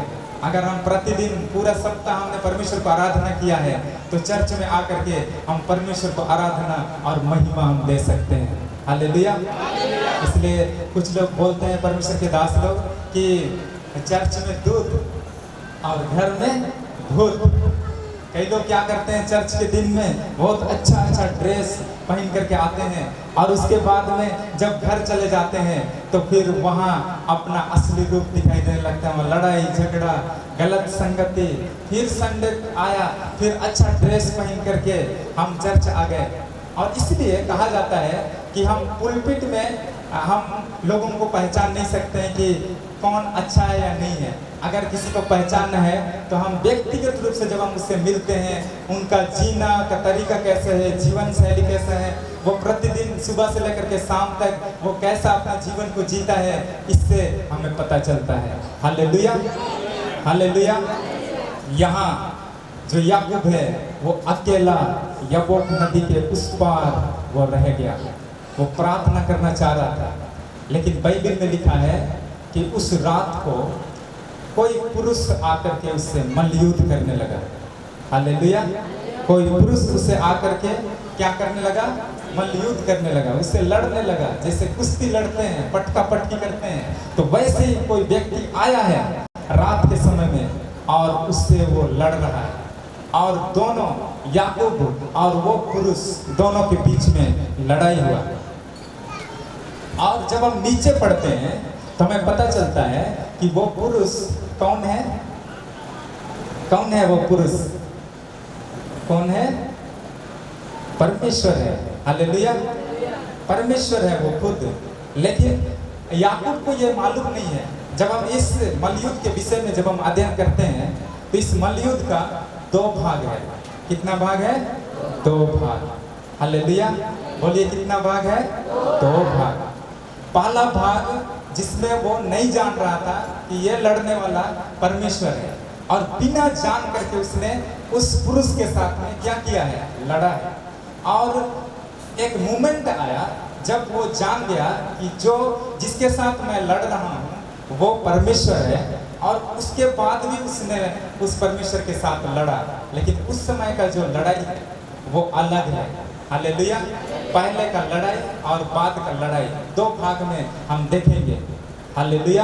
परमेश्वर जो है याकूब से लड़ने के लिए आया, इसलिए लड़ने के लिए आया ताकि याकूब का जीवन बदल जाए। हालेलुया। क्योंकि परमेश्वर नहीं चाहता है कि याकूब एक अलग जीवन जिए। परमेश्वर ये नहीं चाहता है कि उनका जीवन सिर्फ मतलबी जीवन हो, और इसलिए परमेश्वर उनसे लड़ने के लिए आया। इससे पहले उनका जीवन को जब हम देखते हैं तो वो बहुत मतलबी व्यक्ति है, उसको अपना जरूरत से संबंधित है। जब उसको चाहिए कोई चीज़ तब वो परमेश्वर को पुकारेगा कि मुझको ये आशीष चाहिए, मुझको वो आशीष चाहिए। और जब परमेश्वर आशीष दे देगा तो फिर उसको धन्यवाद, स्तुति, आराधना ये सब कुछ खत्म। इस तरह का उनका जीवन था। जब हम इससे पहले के पदों को हम देखते हैं तो उसने परमेश्वर से प्रार्थना किया था कि अगर आप मुझको आशीष देंगे, अगर आप मुझको आशीष देंगे और मैं कुशल से अपना घर वापस मैं लौटूंगा तो मैं आपको सारी वस्तुओं का दसवांश दूंगा। इस तरह से उसने परमेश्वर से प्रार्थना किया था। हालेलुया। उसने क्या प्रार्थना किया? अगर आप मुझको आशीष देंगे और तब मैं सारी वस्तुओं का क्या दूंगा? दसवांश दूंगा। वो डीलर करने वाला था, एक अच्छा डील मेकर था। वो परमेश्वर को बोल रहा था कि ये अगर आप करेंगे तो मैं आपको दूंगा, यदि आप नहीं करेंगे तो मैं भी आपको नहीं दूंगा। इस तरह का वो डील करने वाला व्यक्ति था। कई बार हमारा प्रार्थना भी, हमारा मेंटलिटी भी शायद ऐसा होता होगा कि कई बार क्या होता है कि जब हम देते हैं, विशेष करके दान के विषय में जब हम लोग देते हैं तो परमेश्वर भी हमको देगा। ये सोच करके हमें नहीं देना है, लेकिन हमें ये सोच करके देना है कि मैं परमेश्वर से प्रेम करता हूँ। हालेलुया। अगर परमेश्वर नहीं देगा तो आप नहीं देंगे, फिर भी देंगे। हालेलुया। क्योंकि वो परमेश्वर को हम दिल से प्रेम करते हैं, क्योंकि वो परमेश्वर ने तो हमको सब कुछ दे दिया। कलवरी क्रूस पर उसने हमारे लिए अपना लहू को बहाया। उसने 39 कोड़ा मार खाया है। और वो परमेश्वर के प्रति आज हम प्रेम प्रकट करते हैं तो इसलिए नहीं कि वो हमको देगा इसलिए हम उसको देंगे, लेकिन नहीं, हम प्रेम करते हैं इसलिए हमें उसको देना है। हालेलुया। ये वचन में लिखा है कि जब हम देते हैं तो परमेश्वर ने उसके विषय में आशीषों को रखा है। लेकिन इसका मतलब हम ये मेंटालिटी ना रखें कि मैं इसलिए दूंगा क्योंकि परमेश्वर मुझको देगा, ये सोच करके नहीं, लेकिन हमारे अंदर एक प्रेम है। जब हमारे अंदर प्रेम होगा तो हम बहुत ज़्यादा हम दे सकते हैं। हालेलुया। जब हमारा दिल में परमेश्वर के प्रति प्रेम होगा तो हम परमेश्वर के लिए सब कुछ हम देने के लिए तैयार हो सकते हैं। हालेलुया। और हम उसमें कितना मात्रा है वो सारा चीज़ों को हम नहीं देखेंगे, क्योंकि हम परमेश्वर से प्रेम किए हैं और इसलिए हमने उसको दिया है, हम दे रहे हैं। ये हमारा सोच होना चाहिए। हालेलुया। हालेलुया। तो परमेश्वर चाहता है कि याकूब का जीवन बदल जाए और इसलिए वो उससे लड़ने के लिए आया है। कई बार परमेश्वर अपने लोगों को वो छड़ी लगाता है, अपने बच्चों को वो छड़ी लगाता है। इसके पीछे भी परमेश्वर का अनुग्रह है, क्योंकि वो चाहता है कि उनका बेटा वो बिगड़ ना जाए, वो चाहता है कि उनके संतान वो बर्बाद ना हो जाए। और इसलिए वो अपने लोगों को जानबूझ करके सही रास्ता में लाने के लिए कई बार हमें कई सारे रास्ते से होकर के, दुख भरे रास्तों से होकर के जाने के लिए हमें अनुमति देता है। हालेलुया। ताकि हमारा जीवन बदल जाए। हालेलुया। जब हम वचन से बदलते हैं तो ये हमारे लिए बहुत अच्छा होता है। अगर हम लोग वचन से नहीं बदलते हैं तो परमेश्वर हमें अन्य तरीका से वो बदलता है। वचन से बदलना चाहते हैं कि अन्य चीज से? वचन से। हालेलुया। तो परमेश्वर जो है याकूब से मिलने के लिए आया उस रात को, लेकिन याकूब को ये नहीं पता है कि कौन है वो, और उस पुरुष से वो लड़ना शुरू किया। और परमेश्वर भी याकूब से वो लड़ा। इसका मतलब है कि वो उसके जीवन को बदलना चाहता है। परमेश्वर भी हमारे जीवन को बदलना चाहता है, किसी भी तरह से वो हमारे जीवन को बदलना चाहता है। हालेलुया। और इसलिए तो उसने इतना कलवरी क्रूस, जिसको शापित कहा गया है, जो क्रूस पर लटकाया जाता है वो शापित है, ऐसा वचन में लिखा है, उतना तक चला गया, क्योंकि वो हमारे जीवन को पाना चाहता है। हालेलुया। वो चाहता है कि हमारा जीवन बदले, हमारा जीवन परिवर्तन हो, उसका अनुग्रह हमारे जीवन को बदलता है। इसलिए लिखा है कि अनुग्रह बहुत है। इसका मतलब यह नहीं कि हम पाप करते रहें, लेकिन अनुग्रह इसलिए है ताकि हम और पास, हम प्रभु के पास आते जाएं। हालेलुया। तो वो रात को जो है वो पुरुष उसे लड़ने लगा, उसे वो लड़ने लगा, वो उससे लड़ रहा है। और जब वो लड़ा तो बिना जाने वो उससे वो लड़ने लगा। आप सोच सकते हैं किस तरह से वो लड़ा होगा। उनको कुश्ती के जैसे उनको पटकता होगा और उधर से वो पुरुष है वो इसको पटक देता होगा। और बाइबल में लिखा है कि इस लड़ाई के बीच में जो पुरुष है उसने क्या किया।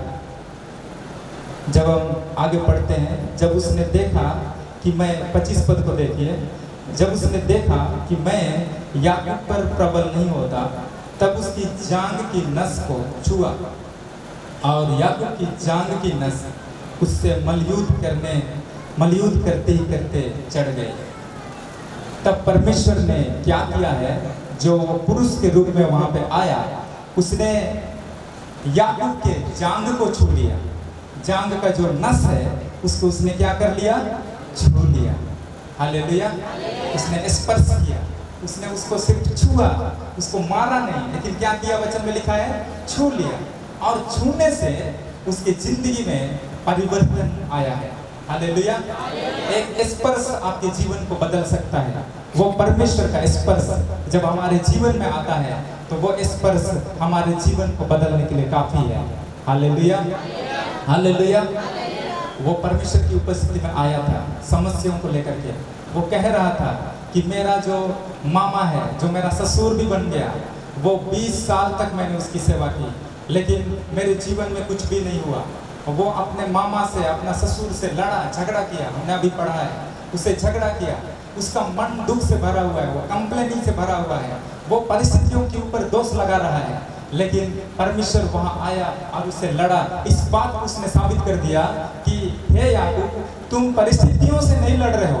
परिस्थितियां जो तुमसे लड़ रही है ऐसा तुमको महसूस होता है, लेकिन उससे पहले तुम मुझसे ही लड़ रहे हो। किससे लड़ रहा है वो? परमेश्वर से लड़ रहा है। परमेश्वर की योजनाओं को सही रीति से नहीं पहचान पा रहा है, परमेश्वर की इच्छाओं को सही रीति से नहीं जान पा रहा है, वो परमेश्वर को अपने जीवन का केंद्र नहीं बना पा रहा है, परमेश्वर को अपनी समस्याओं के लिए यूज करना चाह रहा है, परमेश्वर को अपनी जरूरतों की पूर्ति के लिए उसको यूज कर रहा है, लेकिन अपने जिंदगी का सेंटर उसको नहीं बना रहा है। और इसलिए वो परमेश्वर से ही लड़ने वाला हो रहा है। परमेश्वर जो चाह रहा है उस आधार से ना जी करके वो अपना मन मर्जी के आधार पर जी रहा है, और इसलिए वो किससे लड़ने वाला हो गया? परमेश्वर से लड़ने वाला हो गया। हम भी जब प्रभु यीशु मसीह के पास नहीं थे तो हमारा जीवन भी किससे लड़ने वाला था? परमेश्वर से लड़ने वाला।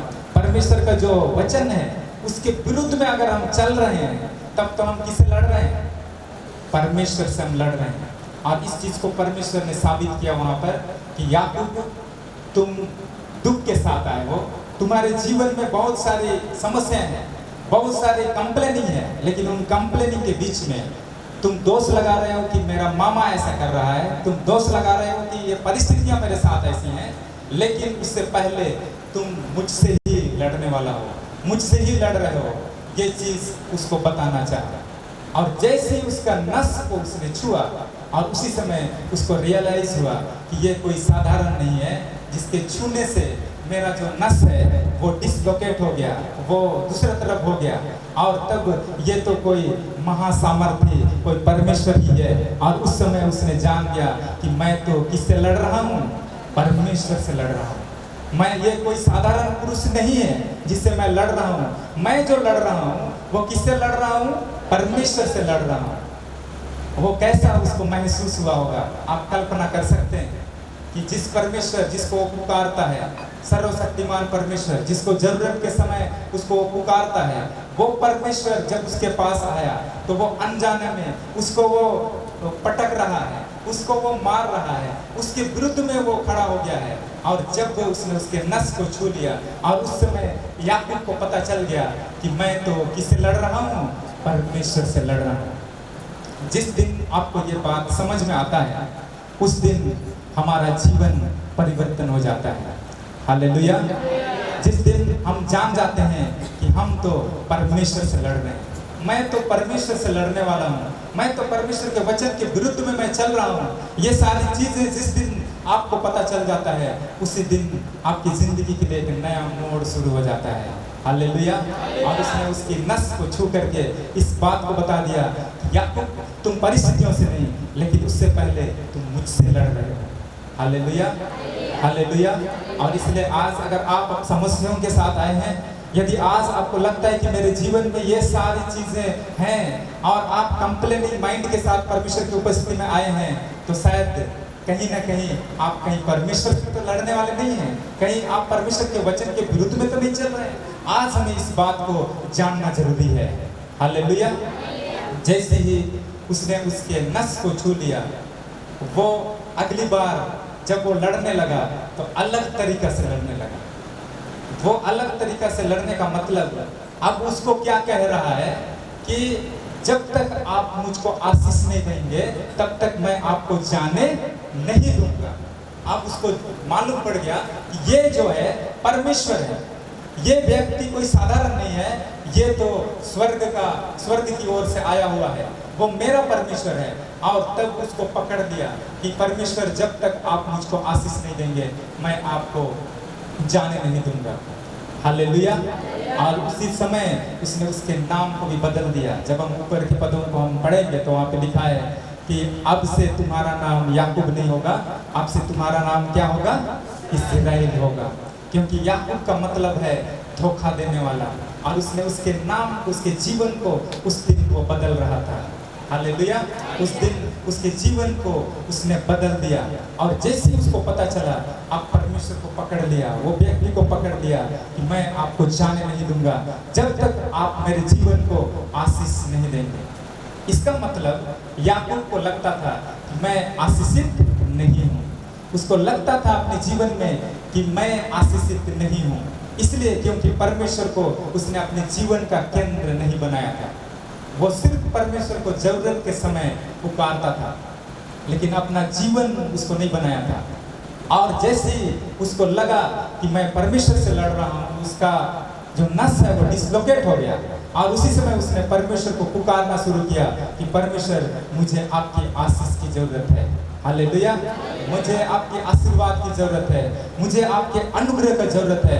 और वो परमेश्वर को पकड़ लिया और परमेश्वर से कहने लगा कि जब तक आप मुझको आशीष नहीं देंगे मैं आपको जाने नहीं दूंगा। हालेलुया। परमेश्वर के बिना हमारा जीवन अधूरा है।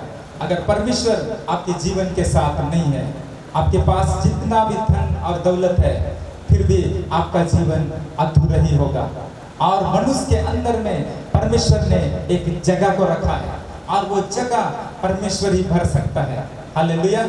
वो जगह इस दुनिया का धन और दौलत भर नहीं सकता है, वो जगह इस दुनिया के दोस्त भर नहीं सकते हैं, वो जगह को सिर्फ परमेश्वर ही भर सकता है।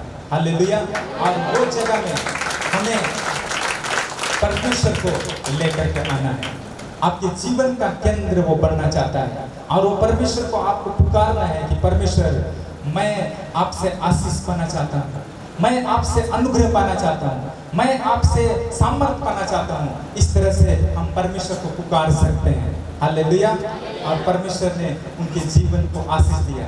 बाइबल में लिखा है वो उसका नस को जब वो छू लिया था, वो तो लंगड़ा लंगड़ा करके वो चलता था। हालेलुया। उसका जो नस है वो डिसलोकेट हो गया, वो सही से चल नहीं पा रहा था, सिर्फ उसको छू लिया था। उसको क्या कर लिया था? छू लिया था। आगे जब हम लोग पढ़ते हैं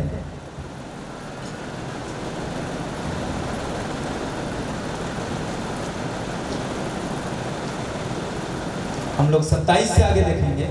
और उसने याकूब से पूछा तेरा नाम क्या है? उसने कहा याकूब। उसने कहा तेरा नाम अब याकूब नहीं परंतु इस्राएल होगा, क्योंकि तू परमेश्वर से और मनुष्यों से भी युद्ध करके प्रबल हुआ है। हालेलुया।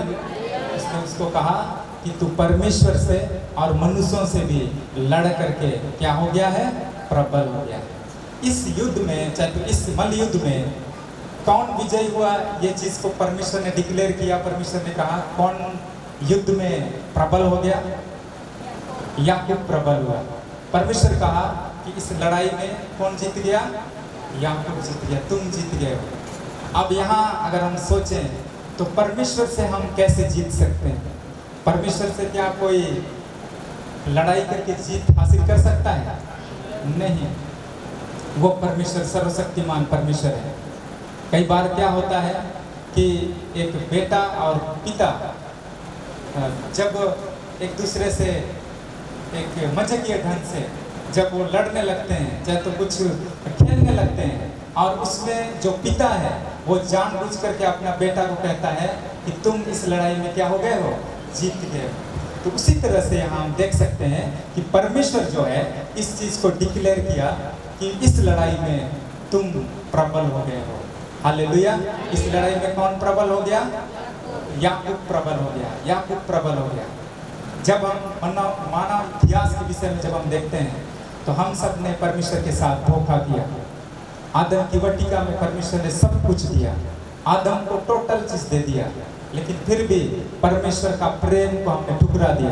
परमेश्वर से हम दूर चले गए, हम उससे लड़ने वाले हो गए। और तब इस दुनिया में जब पाप भर गया, लोग बर्बाद हो गए, लोग उस नरक की ओर बढ़ने लगे, और तब परमेश्वर ने हम मनुष्य जाति से वो प्रेम किया। हालेलुया। उसका जो प्रेम है वो बहुत गहरा है, और आपको और मुझको बचाने के लिए वो इस धरती पर मनुष्य का रूप को धारण किया। हालेलुया। मनुष्य का रूप में वो आ गए, मानव देह को उन्होंने धारण किया और इस पृथ्वी पर आ गए। हालेलुया। और वो क्यों मनुष्य का रूप को धारण किए? इसलिए मनुष्य का रूप को धारण किए ताकि आपको और मुझको वो बचा सके। हालेलुया। इस धरती पर जब वो आए तो हम सब ने परमेश्वर की नजर में गुनाह किया था। परमेश्वर की नजर में हम दंड पाने के लायक थे, और वो दंड जो है पाप का मजदूरी मृत्यु है, और इसलिए हम सब लोग मृत्यु दंड पाने के लायक थे। और परमेश्वर अगर हम सब को मार देता, अगर हम सबको अगर दंड करने लगता, तब तो हम कोई बचते नहीं, बचते, सब हम लोग खत्म हो जाते। और इसलिए परमेश्वर आपको और मुझको बचाना चाहा। परमेश्वर का दो महत्वपूर्ण कैरेक्टर, एक न्यायी परमेश्वर है और दूसरा है वो प्रेमी परमेश्वर। वो कैसा परमेश्वर है? न्यायी परमेश्वर है और वो प्रेमी परमेश्वर है। और वो न्यायी परमेश्वर होने के कारण उसका न्यायी गुण कहता है कि मनुष्य दंड पाने के लायक है। मनुष्य मेरे विरुद्ध में पाप किया है और इसलिए उसको मरना चाहिए, उसको दंड मिलना चाहिए। ये चीज न्यायी परमेश्वर होने के कारण ये गुण उसका कहता है। लेकिन वही प्रेमी परमेश्वर होने के कारण उसका प्रेम से भरा हुआ दिल कहता है कि मुझे मनुष्य को बचाना है, मैं मनुष्य को बचाऊंगा, मनुष्य को मैं बचाऊंगा। एक तरफ से खत्म कर दो, एक तरफ से बचाना है, एक तरफ से उनको मार डालना है, एक तरफ से बचाना है। परमेश्वर के पास दो कैरेक्टर, दोनों कैरेक्टर कलवरी क्रूस पर उसने दिखा दिया। हालेलुया। हालेलुया। जो स्वर्गदूत हैं वो शायद सोच रहे थे कि परमेश्वर कैसे बचाएगा मनुष्य को, क्योंकि परमेश्वर तो वचन का परमेश्वर है, जो एक बार बोल दिया तो उसको वो क्या करता है? पूरा करता है। अगर पाप का मजदूरी मृत्यु है, तब फिर सारे लोगों को जब वो दंड देगा तो वो कैसे बचेंगे? लेकिन परमेश्वर ने एक उपाय को किया, और वो उपाय क्या था? यीशु मसीह मनुष्य बांध करके, परमेश्वर खुद मनुष्य का रूप धारण करके इस धरती पर आ गए। हालेलुया। और उसने कुंवारी मरियम से वो जन्म लिए। उसमें कोई पुरुष का हाथ नहीं था, वो कुंवारी पवित्र आत्मा से गर्भ धारण करके इस पृथ्वी पर आए। जितने भी आदम से जितना जनरेशन बढ़ा उसके अंदर पाप का स्वभाव पाया गया, लेकिन इस मसीह जो है वो पवित्र निर्दोष बनकर के इस धरती पर आए, जो कुंवारी मरियम से, जो पवित्र आत्मा से गर्भ धारण करके इस पृथ्वी पर आए, मनुष्य के रूप में आए, मनुष्य का रूप धारण किए, मनुष्य जाति का प्रतिनिधि करने के लिए। बाइबल में लिखा है कि वो दूसरा आदम, अंतिम आदम बना। पहला आदम मृत्यु को लेकर के आया, पहला आदम बर्बादी को लेकर के आया, पहला आदम हमें उस नरक की ओर ढकेला, लेकिन दूसरा आदम, अंतिम आदम बनकर के यीशु मसीह इस धरती पर आया, एक अलग जनरेशन को शुरू किया। इससे पहले एक अलग पीढ़ी था, वो पीढ़ी पाप से भरा हुआ पीढ़ी था, लेकिन एक दूसरा पीढ़ी जो यीशु मसीह से शुरू हुआ है। हालेलुया। वो इस पृथ्वी पर आए मनुष्य का रूप धारण करके, क्योंकि पाप का दंड देना था। पाप का दंड किसको देना था? मनुष्य को देना था। और इसलिए हमारे बदले में इसी देह पर आपका शरीर जैसा है वैसे ही शरीर में परमेश्वर यीशु मसीह के रूप में इस धरती पर आए, और उसने अपना लहू को, कीमत को चुका दिया। परमेश्वर की वेदी कलवरी क्रूस पर उसने हर एक मनुष्य जाति के लिए अपना लहू को उसने बहा दिया है। हालेलुया।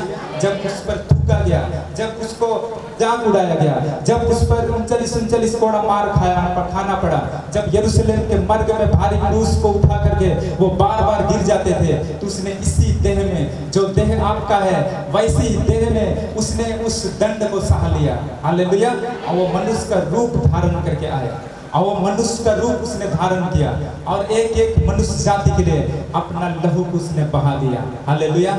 जब वो कलवारी क्रूस पर थे तो उसके बाईं ओर और दाईं ओर 2 डाकू लटकाए गए थे। उन डाकुओं में से एक ने मजाक उड़ा करके उसने उससे कहा, यीशु मसीह से, अगर तू परमेश्वर का पुत्र है तो खुद को और हमें भी बचा ले। और वैसी स्थिति में उसने अपने आप को शून्य कर दिया। हालेलुया। यीशु मसीह खुद को उसने शून्य कर दिया, और इसलिए फिलिपियों की पत्री में लिखा है, उसने मनुष्य का रूप धारण किया और अपने आप को जीरो कर दिया। हालेलुया। क्या कर दिया? जीरो कर दिया। शून्य, शून्य का मतलब कुछ भी नहीं। उसने अपने आप को जीरो कर दिया। वो चुपचाप सहता रहा। हम मनुष्य जाति ने उसका मजाक उड़ाया, लेकिन फिर भी वो शांत रहा करके उसने सह लिया। हालेलुया।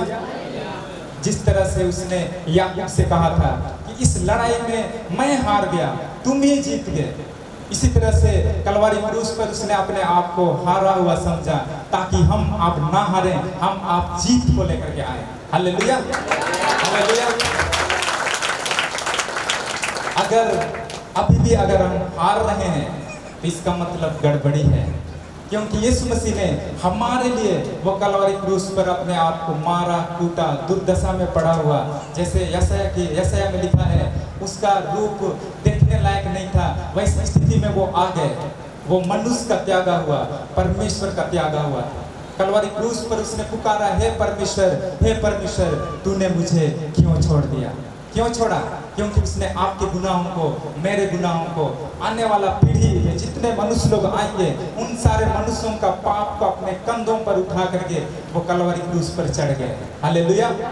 और परमेश्वर पिता, उसने वो यीशु मसीह को वो देख नहीं पाए, क्योंकि वो पाप को अपने कंधों पर उठा लिए थे। एक निर्दोष और निष्कलंक परमेश्वर का पुत्र वो कलवारी क्रूस पर हमारे पापों को अपने कंधों पर उठा करके वो चढ़ गए, और इसलिए उसने अपने पुत्र को इस स्थिति में देख नहीं पाया। हालेलुया। आपको पता है, एक ही जगह है जहां पर परमेश्वर को यीशु मसीह ने परमेश्वर कहा करके पुकारा, वो है कलवारी क्रूस। हालेलुया। अन्य जगह में उसने उसको पिता कहा करके पुकारा, लेकिन कलवारी क्रूस पर उसने हम मनुष्य जाति के बदले में अपना जान को देते समय उसने परमेश्वर को, हे परमेश्वर, तूने मुझे क्यों छोड़ दिया? इस तरह से उसने पुकारा। वो ऐसा लगा कि वो हार गया, ऐसा लगा कि वो हार गया, क्योंकि वो आपको पाना चाह रहा था। हालेलुया। क्योंकि वो आपको फिर से वो परमेश्वर के सामने ग्रहण योग्य पाना चाह रहा था, और इसलिए वो कलवारी क्रूस पर अपना जान तक दे दिया। हालेलुया। परमेश्वर कहता होगा कि आदम की वाटिका में मैंने सब कुछ दिया, आदम की वाटिका में मैंने अपनी समर्थ और स्वरूप में रचा, अपने हाथों से मैंने मनुष्य को बनाया, और उसको आदम की वाटिका में सारे आशीषों से भरा, लेकिन फिर भी मनुष्य मेरी आज्ञा को तोड़ दिया, और इसलिए उसने कलवारी क्रूस पर अपना जान को दे दिया, और कहा कि इस बार शायद वो मुझको प्रेम करेगा, इस बार शायद वो मेरे प्रेम को पहचानेगा, और उसने अपना जान तक को दे दिया। हालेलुया। क्या आप इस मसीह को प्रेम करते हैं? वो यीशु मसीह हमारे लिए अपना जान को भी दे दिया। इस दुनिया में बहुत सारे लोग जान देते हैं एक दूसरे के लिए, लेकिन हमारा यीशु मसीह हमारे लिए तब जान दिया जब हमारा जीवन पाप और सड़ाहट में पड़ा हुआ था, उस समय उसने हमारे लिए अपना जान को दिया है। हालेलुया। और वो कहता है कि जगत के अंत तक सदैव मैं तेरे साथ रहूंगा। वो परमेश्वर आपको कभी नहीं छोड़ेगा। हालेलुया। अगर छोड़ना होता तो 39 कोड़ा जब उसके पीठ पर पड़ रहा था उस समय आपको छोड़ देता। अगर छोड़ना होता तो जब उसको थूका जा रहा था उस समय आपको छोड़ सकता था। अगर छोड़ना होता तो कलवारी क्रूस पर जब कीलें ठोकी जा रही थी उस समय हम मनुष्य जाति को छोड़ देता, लेकिन जब उसने अपना जान दर्दनाक मृत्यु को उसने सह लिया है तो क्या वो परमेश्वर आपको छोड़ेगा? कभी नहीं छोड़ेगा। वो परमेश्वर कभी आपको नहीं छोड़ सकता है। हम उस पर अपना विश्वास को रख सकते हैं। हालेलुया। उसने याकूब से कहा कि इस लड़ाई में तुम जीत गया। हालेलुया। उसने जानबूझ करके अपने आप को हारा हुआ समझा ताकि हम आप जीत जाएं। इस मसीह के द्वारा हम एक जयवंत जीवन हम जिए और अपने जीवन को बदल करके उस परमेश्वर को हम पा सकें। हालेलुया। उसने हमारे लिए अपना जान को, अपना कीमत को उसने चुका दिया है ताकि उसके लहू से हमें एक नई जिंदगी हमें मिल सके। हालेलुया। यही परमेश्वर का अनुग्रह है जो हमारे जीवन के ऊपर हुआ है। और आज भी अगर आप पाप में खोए हुए हैं तो परमेश्वर आज आपको न्योता देता है, आज आपको बुलाता है कि आप उसके पास आएं। क्योंकि परमेश्वर के बिना अगर आप जीवन जी रहे हैं, इसका मतलब बाइबल बताती है कि आप खो गए हैं। आपको लगता है कि मैं सही कर रहा हूँ, लेकिन बाइबल वचन कहता है कि अगर यीशु मसीह के बिना अगर आप जीवन जी रहे हैं तो वो एक खोया हुआ जीवन है। अगर हम प्रभु के पास आते हैं, प्रभु का अपना उद्धारकर्ता के रूप में ग्रहण करते हैं, उसके साथ चलते हैं, तो फिर हमारा जीवन उसको पाने के द्वारा हमारा जीवन उसकी उपस्थिति में आ जाता है। Hallelujah, hallelujah, hallelujah. इस लड़ाई में कौन जीता है? याकूब जीत गया, लेकिन परमेश्वर तो हारा नहीं है। परमेश्वर किसी से हारा हुआ नहीं है, लेकिन उसने आपको पाने के लिए, मुझको पाने के लिए उसने अपने आप को जीरो कर दिया। क्या कर दिया? जीरो कर दिया। अगर परमेश्वर अपने आप को 0.00 करके 1, अगर हम कई दूर में भी 1 अगर हम लिख दें, जितने पढ़ाई करने वाले बच्चे हैं वो समझ सकते हैं, मैथ पढ़ने वाले 0.0000 करके 1 भी हम लगा दें, उतना भी अगर परमेश्वर अपने आप को कलवरी क्रूस पर दिखाता तो हम बच नहीं सकते। हम बचते नहीं, लेकिन लिखा है कि उसने वो नाम को जिसने अपना जीवन को आज्ञाकारी होने के लिए सौंप दिया। फिलिपियों की पत्री में लिखा है कि उसने अपने आप को शून्य कर दिया और क्रूस की मृत्यु को भी उसने सह लिया। इतना आज्ञाकारी रहा कि उसने क्रूस की मृत्यु को भी सह लिया। और इसलिए परमेश्वर ने यीशु का नाम को सबसे ऊंचा नाम रखा है। हालेलुया। सबसे श्रेष्ठ नाम यीशु मसीह का नाम है, सबसे ऊंचा नाम। स्वर्ग में, पृथ्वी के नीचे सारे नामों से सबसे ऊंचा नाम यीशु नाम है। हालेलुया। आदम आज्ञा को तोड़ दिया, पाप में चला गया। यीशु मसीह आए इस धरती पर, दूसरा आदम, अंतिम आदम बन करके उसने परमेश्वर की आज्ञा को माना। इतना आज्ञाकारी रहा कि क्रूस की मृत्यु को भी सह लिया है। हालेलुया। उस दिन याकूब का जीवन बदल गया। याकूब का जीवन उस दिन बदल गया।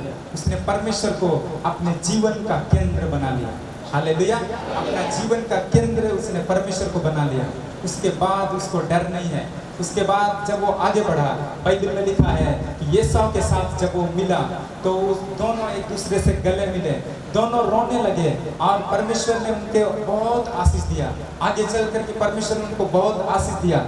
और जब हम परमेश्वर के वचन में से जब हम देखते हैं,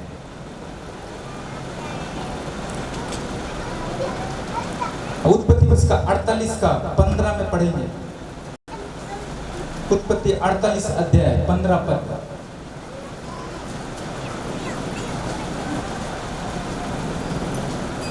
फिर उसने यूसुफ को आशीर्वाद देकर कहा, परमेश्वर जिसके सम्मुख मेरे बाप दादे अब्राहम और इसहाक चले, वही परमेश्वर मेरे जन्म से लेकर आज के दिन तक मेरा चरवाहा बना है। उसने कहा कि जन्म से लेकर के आज तक मेरा क्या बना है? चरवाहा। हालेलुया। आपको पता है बाइबल में सबसे पहला परमेश्वर को चरवाहा के रूप में पहचानने वाला याकूब है। हालेलुया। सबसे पहला व्यक्ति कौन है? याकूब, जिसने परमेश्वर को क्या कहा करके पुकारा? चरवाहा। और इसी चरवाहा शब्द को बाद में दाऊद ने अपने भजन में कहा कि यहोवा मेरा चरवाहा है, क्योंकि उसने परमेश्वर को अपने जीवन का केंद्र बना लिया। जैसे एक चरवाहा, चरवाहा कहने का मतलब जो भेड़ है उसको एक चरवाहा की जरूरत पड़ती है। जो भेड़ है वो अकेला अपना जीवन जीने में सक्षम नहीं है। वो इसको नहीं पता कि मैं क्या खाऊंगा, कहाँ मैं खाऊंगा, क्या पीऊंगा। ये सारा चीज उसको जरूरत है एक चरवाहा का। हालेलुया। और वो चरवाहा बन करके वो परमेश्वर हमारे साथ रहना है।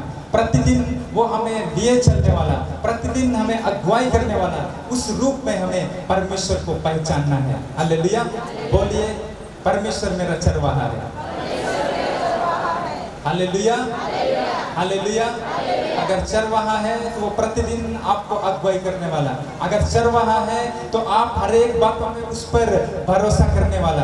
अगर आपका वो चरवाहा है तो प्रतिदिन के जीवन में जो कुछ भी आपका जरूरत है वो सारा चीज में आप परमेश्वर की ओर आप देखेंगे। हालेलुया। ऐसा नहीं कि जब हम चर्च में आएंगे तो परमेश्वर का भजन गाए, परमेश्वर को आराधना स्तुति किए, परमेश्वर का नाम का महिमा किए कि परमेश्वर मेरा चरवाहा है, और जब हम घर से बाहर निकल गए और चर्च से बाहर निकल गए, अपने घर की ओर गए और वहाँ पर जो समस्या आई तो अन्य चीज़ों पर हम भरोसा रखना शुरू कर दिए। ऐसा नहीं, अगर वो हमारा चरवाहा है तो हर एक चीज़ों में वो हमारा अगुवाई करने वाला है। हालेलुया। याकूब का जीवन बदल चुका था, आज आपका जीवन भी बदलेगा। हालेलुया। आपके जीवन में भी परमेश्वर आशीषों को वो देगा। अगर हमारे जीवन में ऐसा लगता है कि हम खोए हुए हैं, आज अगर आपको लगता है कि मैं अपने जीवन में संघर्ष कर रहा हूँ, तो परमेश्वर आज आपको वचन के द्वारा वो बुला रहा है कि आप उसके अनुग्रह में आए। हालेलुया।